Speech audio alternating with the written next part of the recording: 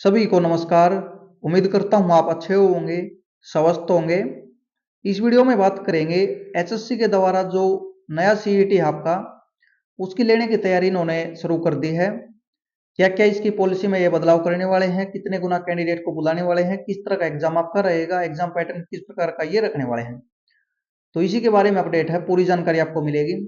और सीईटी 2022 में जो नवंबर में हुआ था, 5 और 6 नवंबर में, उसकी वैलिडिटी आपकी 3 साल की है। तो उसका क्या करेंगे उसके बारे में बात करेंगे, वीडियो लास्ट तक जरूर देखें।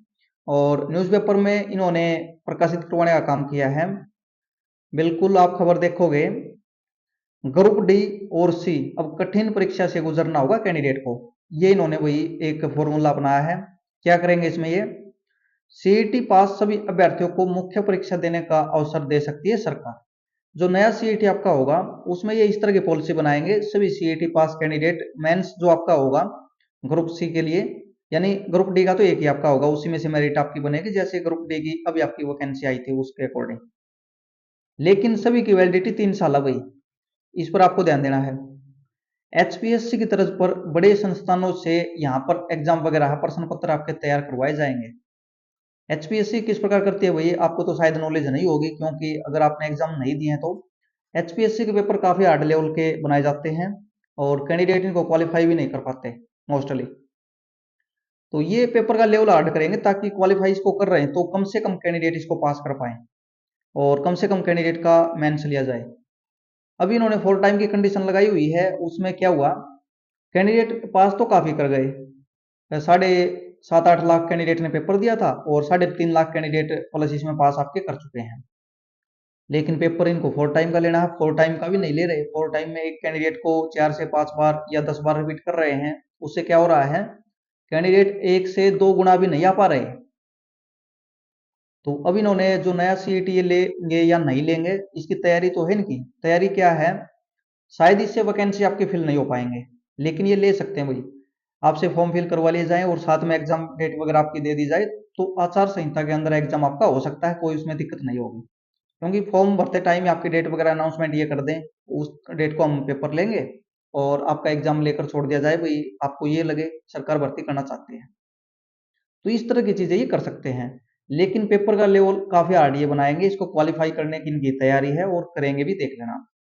प्रदेश सरकार संयुक्त पात्रता परीक्षा यानी सीईटी आपका पास करने वाले सभी अभ्यर्थियों को मुख्य परीक्षा में बैठने की तैयारी में है। अब काफी साथी इसको समझ रहे हैं भाई, जो अब आपका सीईटी है उसमें बिठाने की तैयारी है, बिल्कुल भी नहीं है भाई। उसकी एग्जाम डेट तो आपकी आ चुकी है, 4 टाइम कैंडिडेट कोई नहीं ले रहे हैं, ये तो फिर सभी को कैसे बिठाएंगे। ये अगला जो सीईटी है उसकी पॉलिसी का जिक्र यहाँ पर किया गया है और एचपीएससी का जो फॉर्मूला है उसको ये अपनाएंगे, जिसमें 50% और 40% की कंडीशन भी रहेगी। शायद इसमें भी ये चेंज कर सकते हैं, इसको ज्यादा भी कर सकते हैं ताकि कम कैंडिडेट इसमें आ पाए। इसमें 60% 55% ये कर सकते हैं इस प्रकार, या 55% या 50% कर सकते हैं, रिजर्व के लिए 50, या जो आपकी जनरल कैटेगरी हुआ उसमें ये 55%। तो इस प्रकार की भी ये चीजें इनकी चली हुई हैं। और फिलहाल वही हरियाणा में आप देख रहे हैं फॉर्म भरने वाले काफी हैं लेकिन जॉब नहीं मिल पा रही है। नौकरी के लिए प्रदेश के लाखों युवा दौड़ में हैं और प्रदेश में सरकारी नौकरी के लिए लाखों युवा दौड़ में है। वही आपने देखा होगा, ग्रुप डी की 8.5 लाख अभ्यर्थी यहाँ पर बैठे थे, इन्होंने बताया, शायद इतना ही डेटा होगा, मुझे ज्यादा ध्यान नहीं है। और जिसमें से 4 लाख प्लस आपके कैंडिडेट क्वालिफाई इसको कर गए थे, यानी जो 40% की और 50% की कंडीशन थी क्वालिफाई के लिए, तो ये कैंडिडेट का स्कोर आया था। लेकिन जितनी वैकेंसी थी उतना ही ग्रुप डी में तो होना, तो इसमें तो कोई यानी किसी को दिक्कत नहीं हुई। सभी को पता हुई मेरिट बनेगी और उसी के अकॉर्डिंग सिलेक्शन आपका होगा एक ही एग्जाम के बेस पर। सीईटी ग्रुप सी जिसमें मेंस होता है उसमें प्रॉब्लम इनको हुई है और इनको नहीं, कैंडिडेट को हुई है भाई। इनका क्या है, ये तो भाई आ जाएंगे चले जाएंगे 5 साल बाद, फिर 5 5 साल नहीं तो 10 साल फिर बाद में आ जाएंगे। कैंडिडेट क्या करेगा, दिक्कत तो उनको होगी। 1 से 2 गुना कैंडिडेट को भी नहीं बुला रहे हैं और अभी इन्होंने तैयारी करती भाई इसको क्वालिफाई करने की, पहले वाला नहीं जो आगे होगा उसका ये जिक्र किया गया है। और क्वालिफाई करेंगे तो एग्जाम का लेवल ये हार्ड रखने वाले हैं, एचपीएससी की तरफ पर एग्जाम सेट करवाएंगे। अभी तक कोई भी करता था इसको, किसी भी एजेंसी को ये दे देते थे जो नॉर्मल आपके एचएससी के एग्जाम लेते आए हैं। लेकिन अब शायद ऐसा नहीं होगा और काफी डिफिकल्ट लेवल बनाएंगे ताकि क्वालिफाई कम से कम कैंडिडेट करें। अब ये देखें वही सैनी साहब बोल रहे हैं कच्चे कर्मचारी उनको पक्का करेंगे, इस पर काम कर रहे हैं। और एक साइड जो आपके विपक्ष के नेता हैं भूपेंद्र सिंह हुड्डा, वो भी बोल रहे हैं कौशल वालों को पक्का करेंगे, कई बार बोल देते हैं कौशल को बंद करेंगे। तो ये वही राजनीतिक एजेंडे हैं इनके, और इनमें फंसने का कैंडिडेट का कोई भी फायदा नहीं है।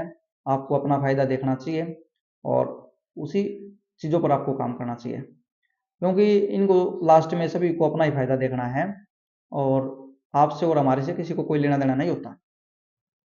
अब इन्होंने ये काम किया है इसमें। अब दिक्कत क्या है, चलो इसको क्वालिफाई कर दें, लेकिन अगर वैकेंसी आती है तो पहले वाला सीईटी है उसकी वैलिडिटी है 3 साल, तो इसका क्या करेंगे भाई? ये तो 3 साल रहेगा, इसका स्कोर है, इसका क्या करोगे फिर?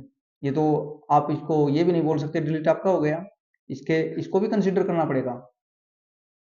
तो इसकी भी इन्होंने कुछ ना कुछ पॉलिसी बनानी पड़ेगी, नहीं तो फिर आगे भी आपके कोर्ट केस इसी तरह होते रहेंगे जो अभी आपके चले हुए हैं, क्योंकि वैलिडिटी आपकी 3 साल की है और ये पार्टिसिपेट कर सकते हैं, कोई भी मेंस एग्जाम आपका होगा उसमें।